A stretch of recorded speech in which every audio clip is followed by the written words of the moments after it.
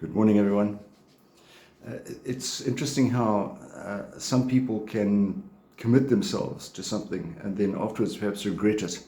And you're kind of stuck in it because you've made a promise and you've got to stick by that promise, otherwise you're seen as being weak. But in fact, by making that decision, you know that it's showing you up as being a weak person anyway, because you're giving into it.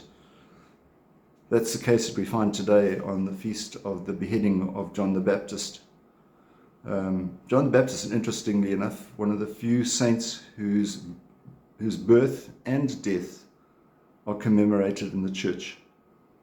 That's how important he is considered to be.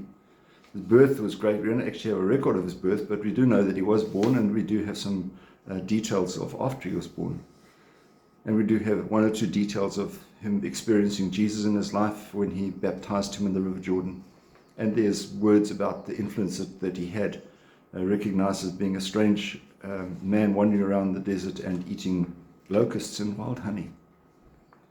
But he found himself in a situation where he actually befriended Herod, who was the local Roman leader.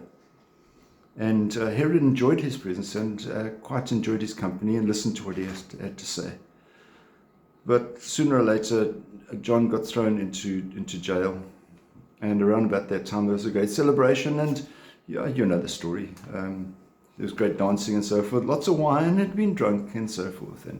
And the wife of Herod, Herodias, didn't share the same sentiments as Herod did about John the Baptist, and didn't like the way that he criticized the fact that Herodias had actually been married to Herod's brother.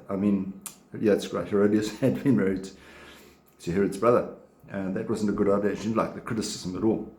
So anyway, they're having the celebration, and the daughter of Herodias came out and danced beautifully, and Herod, perhaps in his drunken state, or not fully conscious state, said, "That was beautiful, I'll give you anything, even half of my kingdom." And Herodias saw this as a great opportunity and called the girl aside and said, "Ask him for the head of John the Baptist." Now, clearly Herod didn't like that idea, but he had made the promise, as I said. So he stuck by it and sent off some soldiers, said, "Go bring me back the head on a platter." And so there was John the Baptist minding his own mind, not having done anything wrong.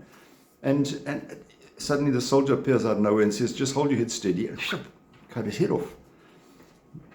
Just mindless stuff. Why? Because it came from the jealousy and the selfishness of one individual, a seriously misguided person in the name of Herodias. And clearly Herod was not happy with that afterwards either.